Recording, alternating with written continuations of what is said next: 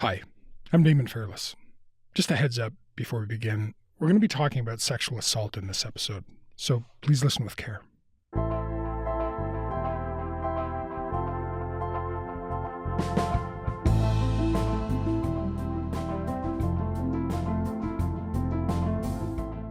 Four NHL players and one pro-European player have been charged with sexual assault. The identities of the former Canadian World Junior Hockey Team members are now public. Each player is currently on a leave of absence from their NHL teams. This is the latest development in a troubling story that's been unfolding now for years. These charges relate to the alleged group assault of a woman in 2018 that took place when the accused were members of Canada's World Junior Hockey Team. Hockey Canada has settled a lawsuit involving an allegation of sexual assault against players, including some now playing in the NHL. The NHL says the details in the unnamed woman's statement of claim are abhorrent and reprehensible. Since then, there have been controversies, investigations, and demands for accountability and change. Is hockey culture toxic? Hockey Canada, the whole country is watching. Hockey Canada is under intense scrutiny for its handling of a group sexual assault allegation in 2018. MPs say it's time for change at the top. Hockey Canada has completely lost the confidence of Canadians. There needs to be wholesale change. The hits are piling up for Hockey Canada. Tim Hortons has now suspended its funding to the national organization, joining Scotiabank, TELUS, and Canadian Tire. Canadians have been clear. They expect those representing our national sport to do better. We own it, and we will do better. My guest today is Katie Strang. She's a senior investigative writer with The Athletic, and she's going to walk us through these new charges and whether anything actually has changed in hockey since this scandal first broke.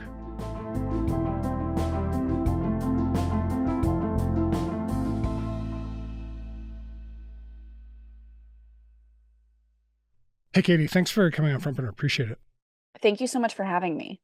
So I want to talk about these new charges, but I want to do that in just a minute. First, I was hoping you can kind of take us back, give me a quick refresher on the 2022 lawsuit and this incident that's alleged to have happened in 2018.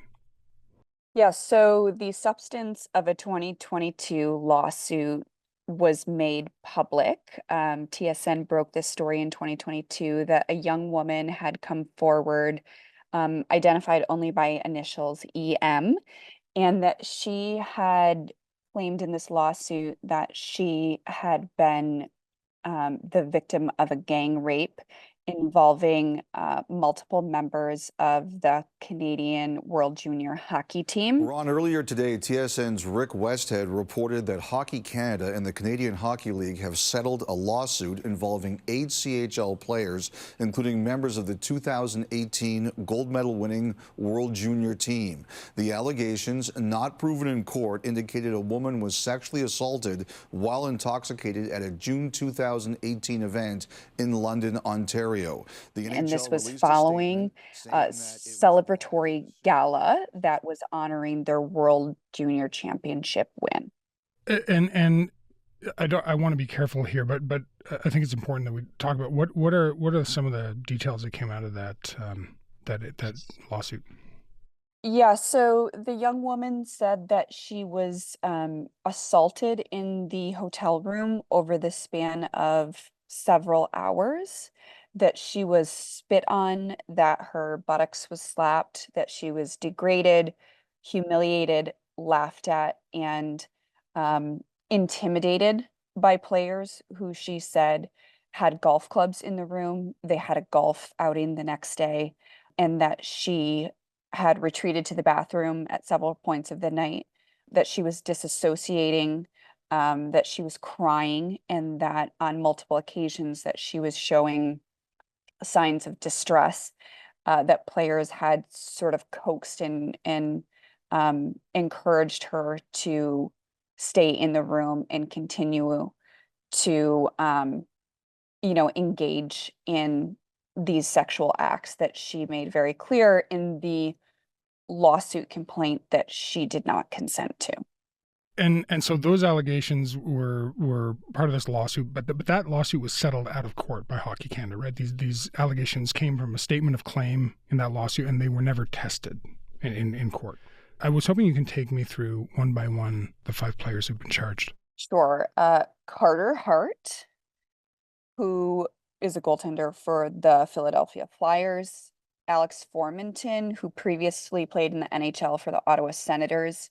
He has since been playing overseas this past season and the season prior, I believe.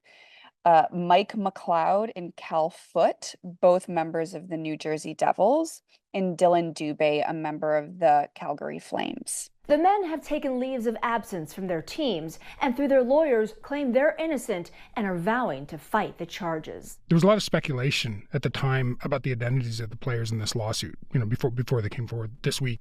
That's right. The identities of the players involved has been a topic of rampant speculation. I would say within hockey circles, within probably the larger Canadian sport community on some level, this topic and this story has really transcended even sports, but also, culture and I think larger societal issues as well. So this has been a topic that people have discussed with keen interest and great fervor and concern. And I think that has made those identities, something that people have been very curious about. So this is, for the first time in a long time, we are getting clarity now. I think there's a possibility that more names could come out in terms of people that, have not been charged, but were potentially witnesses to the incident as well. So in the original lawsuit, you mentioned the complainant's anonymous. She's, identified by her initials EM. And there are, a lot of good reasons why she wants to stay anonymous in a sexual assault case. I guess one of the questions I have, and I think a lot of people are asking, is do we know the degree to which she might be involved in this trial? From my understanding, she is participating or cooperating in this investigation. And, I think it would be implausible to imagine that the police would lay charges if they were not receiving some level of cooperation and participation on her end. The original lawsuit mentions 8 players. 5 have been charged criminally. Do we know anything about what's happening with the other 3 players? No, and in fact, there's some discrepancy, obviously, between the 5 and the 8, but then there's also another interesting element. There was an information to obtain application that became public in the wake of this case as well. The Globe and Mail broke that story. And in that application to the court, the police actually believe that upwards of 12 players may have been in the room at the same time as EM, as these incidents were happening. So we have 5 players who have been charged with sexual assault. But as the police say in this application, there are additional players who have potentially information to offer and who may have been witnesses to this incident. So, I guess I'm asking you to speculate, but it sounds like those people would potentially be, brought in as witnesses, or could be. I think that's very possible, yes. Okay, so this incident from 2018 is alleged to have happened in London, Ontario. That's where the charges have been laid. That's where the case will be heard. London police so far have been, pretty mum on it. They haven't said much to media so far. They've got a press conference scheduled for early next week, this coming Monday. Are you expecting to learn anything from that? I'll be honest, I'm not expecting there to be a ton of substance that it's revealed from that press conference, only because, the identity of the 5 individuals have already been disclosed, not by the police, but by their attorneys. And so I imagine beyond the names of the individuals, the exact charges, and perhaps next steps, I am not anticipating a ton of, substantive material about the fruits of their investigation or the contours of their investigation or, any part of their, strategy or evidence that they possess. In the same way that I think they were very circumspect while there's an active, investigation going on, as this moves to the courts, I imagine they will be similarly tight-lipped about what they're able to divulge and share with the public.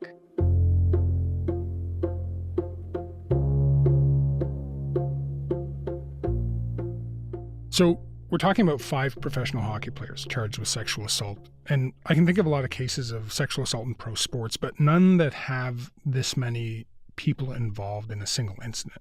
So I guess I'm wondering, like, how big of a deal is this? Have there been any comparable cases in the world of pro sport like this before?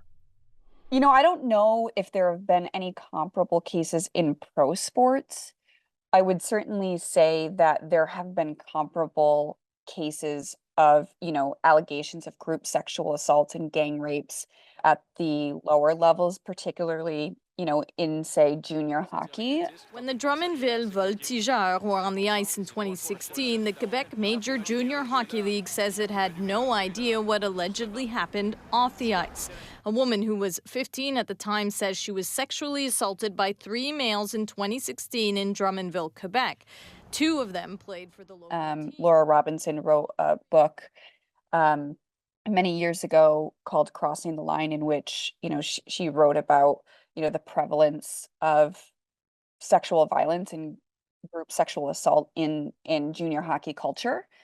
But I don't think we have seen anything analogous to these charges and this exact situation at the professional sports level. So it really is unprecedented terrain, I think, to see how this case will be tried, how these players will both, fare in the legal proceedings, and also what the potential implications will be for their careers.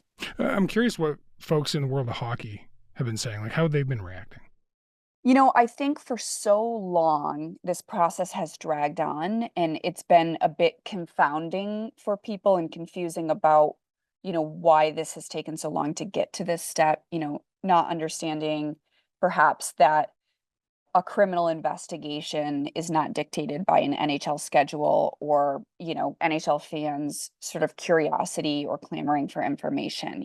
I think in a high-profile investigation, in a complex investigation where there are multiple suspects, multiple individuals charged with different legal counsel and sometimes overlapping, and I'm sure sometimes competing interests, I don't think it should be unexpected that this is going to be a lengthy process, and this will continue to be a lengthy process. But I think, sort of the biggest takeaway I have from the impact in the hockey world is I think there's maybe some just like relief that there's a tangible step forward in this process. I think for so long it was feeling like there was never going to be any resolution or any clarity. And I still think we're a long way from resolution and clarity, but I think seeing that there's one tangible step forward into this process moving along is seen largely as a positive step for getting closer to what happened. And I guess I'm curious also about the official response. Like, what have the NHL and the players' teams said about these charges? Really nothing. I mean, the league has been very opaque about its own investigation into the matter and how that has or has not intersected with any of the other investigations, whether that be Hockey Canada's investigation or the London police probe. And they have not made any comment since those charges have been made public. Whether that changes once London police hold their press conference, that I'm not sure, but they haven't said anything yet, and Hockey Canada has been similarly mum. So what's happened to these 5 players? They're not playing right now, right? They are not. All 5 players have taken indefinite leaves of absence, and all 5 of those players have contracts that expire at the end of this season. Okay. So now, in terms of the criminal charges, none of this has been tested in court, as I mentioned. These guys are innocent until proven guilty, which I think is important to point out. But is that true for the NHL? I mean, could they take their own disciplinary actions? I mean, maybe it's a matter of simply not renewing their contract, but is there anything beyond that? Absolutely. The NHL possesses broad latitude in assessing discipline for off-ice conduct. Because we don't know the contours and the products of what the NHL probe has uncovered, it's hard to know what sort of evidence they may have in their possession. But the NHL certainly has the capacity to assess discipline even absent a criminal conviction. Okay, so that we've been talking about criminal investigation, a trial that'll happen. But Hockey Canada and the NHL both done their own investigations into this incident in 2018. Have either of them released those investigations or taken any action as a result of them? My understanding is that both of those investigations are complete. My understanding is that Hockey Canada has found some violation of its code of conduct. It is not clear what sort of wrongdoing was found. It is still a process that is being appealed right now, and that's about all we know from Hockey Canada's aspect, that they have conducted their investigation, they have found some level of wrongdoing, and players have appealed.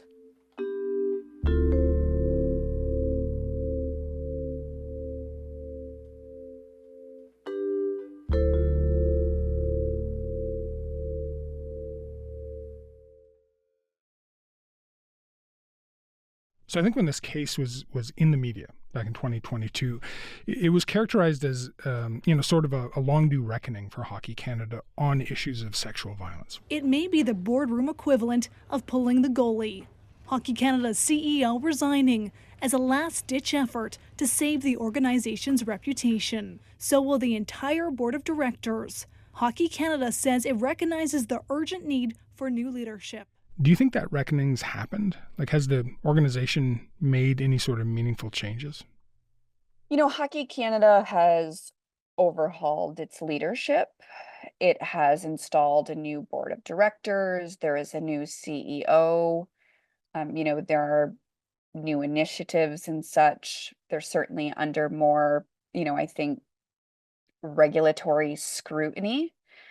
In terms of, they've been hauled in front of Parliament. They're, oversight bodies that I think have, more ability to monitor, how they're handling these things, because they clearly, acknowledge that they did not handle this well.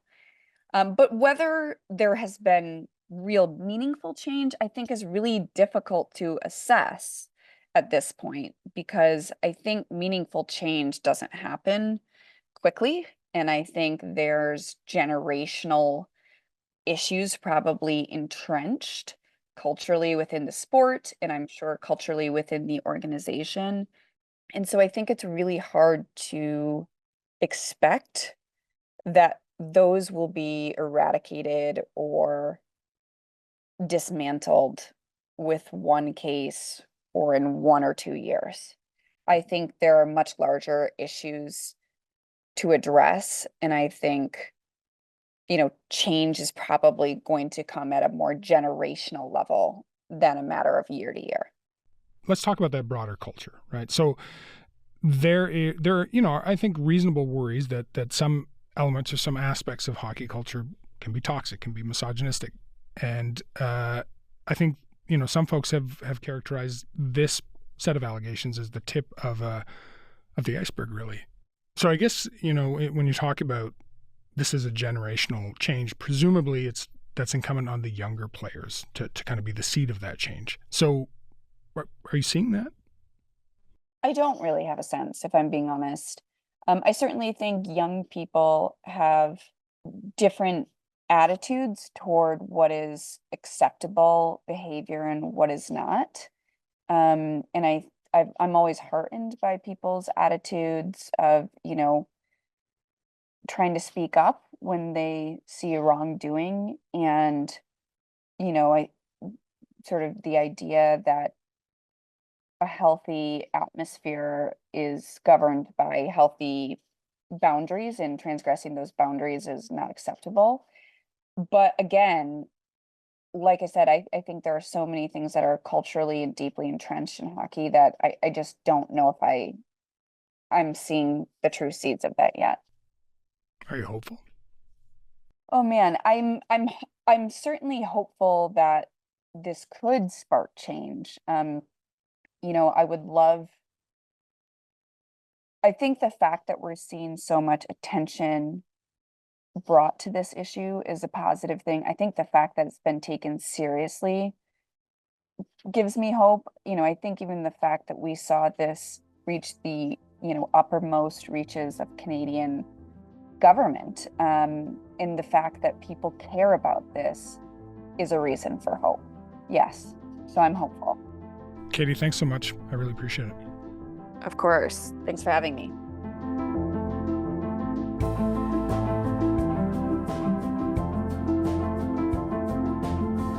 All right, that's all for today. Front Burner was produced this week by Rafferty Baker, Shannon Higgins, Joyita Shengupta, Matt Muse, Dennis Calnan, and Derek Vanderwyk. Sound design was by Mackenzie Cameron and Sam McNulty. Music is by Joseph Shabison. Our senior producer is Elaine Chow. Our executive producer is Nick McCabe-Locos. I'm Damon Fairless. Thanks for listening. We'll talk to you on Monday.